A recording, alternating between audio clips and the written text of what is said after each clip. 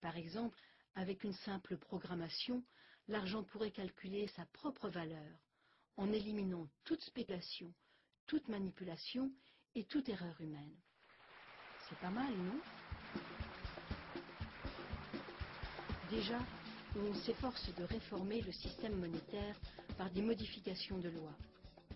Ainsi, aux États-Unis, la loi sur la réforme monétaire et la loi monétaire de l'American Monetary Institute ont été rédigées.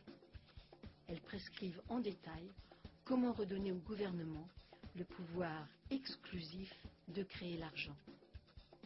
Les banques auraient alors simplement le droit de prêter l'argent existant, comme la majorité des gens croient qu'elles le font actuellement. Toutes les propositions de réforme partent du même principe fondamental, quel que soit leur pays et quel que soit leur détail. C'est le public qui devrait bénéficier de la création de l'argent. Actuellement, l'argent n'est pas créé au bénéfice de la société, mais à celui des banques privées. Les banques créent d'immenses quantités d'argent à partir de nos dettes. Plus nous empruntons, plus les banques récupèrent d'intérêts et plus elles s'enrichissent. Ce faisant, les banques prennent le contrôle de tout, des consommateurs, de l'industrie et des gouvernements.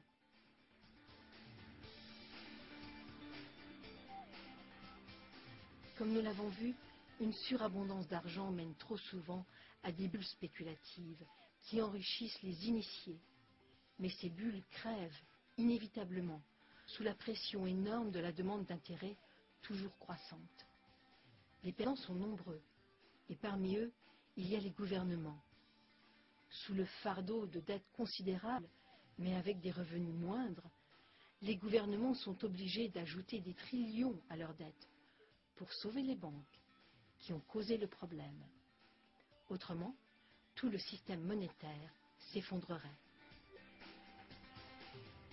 La situation est absurde, tragique, surtout quand on sait que le gouvernement pourrait créer lui-même l'argent et dépenser, sans intérêt, en infrastructures, en éducation ou en soins de santé universels.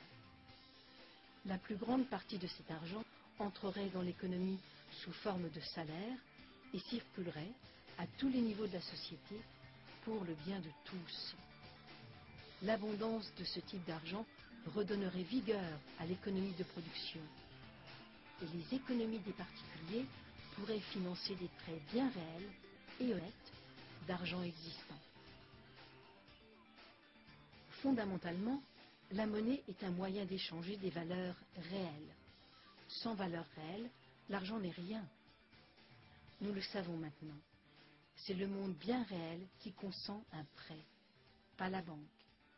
La vraie source des richesses mondiales, c'est nous et les ressources naturelles de notre planète. La création de l'argent et les bénéfices à en retirer devraient donc être l'apanage du public et non pas des banquiers privés. Et les intérêts? Comme nous l'avons vu, les intérêts posent un problème mathématique qui peut être résolu de trois manières.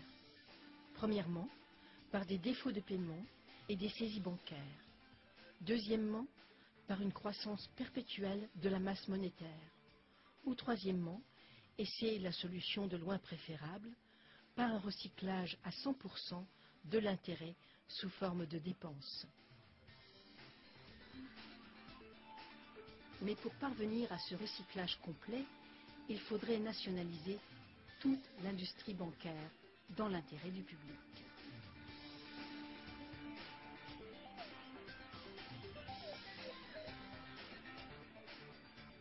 Les revenus d'intérêt venant du système bancaire public pourraient alors être versés à tout le monde sous forme de dividendes aux citoyens, ou bien ils pourraient servir à financer les dépenses gouvernementales à la place des impôts, comme cela s'est passé avec succès en Pennsylvanie au temps des colonies.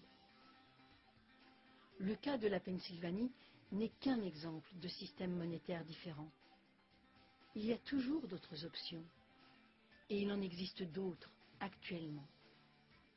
Ce que l'évolution de la monnaie nous montre, c'est que la valeur réelle de la monnaie découle de son utilité, Or, il y a bien des moyens de créer une monnaie utile.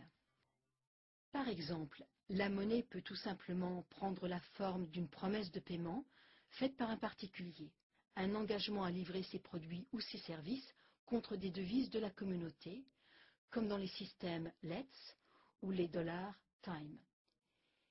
Il existe déjà des milliers de monnaies communautaires, fondées sur la confiance collective, où les membres honorent leurs promesses de paiement.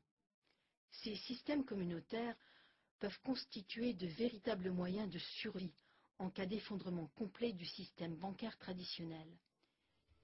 Car même quand il y a pénurie totale d'argent, ou que l'hyperinflation paralyse l'économie, une monnaie communautaire peut sauvegarder l'économie locale. Vous allez vous dire, ces propositions ne sont-elles pas radicales? Absolument, elles le sont. Mais les défis qui vont se présenter à nous sont absolument sans précédent. Une croissance exponentielle ne peut plus soutenir la dette monumentale qui doit sans cesse augmenter pour empêcher l'effondrement de ce château de cartes. À moins de prendre radicalement une autre voie, ce qui nous attend, c'est une disparité grandissante entre les riches et les pauvres, un poids intolérable de la dette, une vague de faillites bancaires, des catastrophes sociales et environnementales. Nous devons transformer notre système bancaire, l'adapter à l'avenir qui se dessine clairement devant nous. Pour commencer, nous devons concevoir un système bancaire qui puisse réagir à une contraction généralisée de l'économie sans provoquer de saisie bancaire et de faillites massives.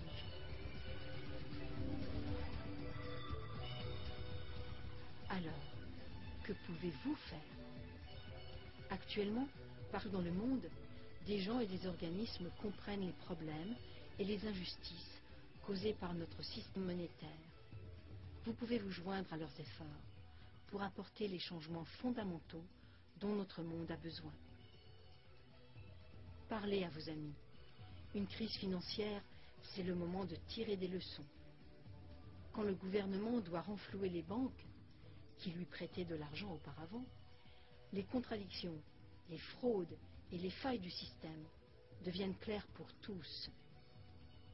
Les solutions deviennent claires, elles aussi. Il suffit d'ouvrir les yeux. Nous ne pouvons tout simplement pas continuer ainsi. Faire quelques ajustements au système actuel ne suffira pas. Les changements à apporter sont radicaux.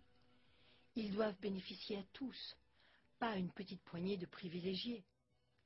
Pour y parvenir, nous devons rejeter les vieilles hypothèses et les croyances erronées. Nous devons oser une métamorphose complète. Le temps est venu de passer à l'action.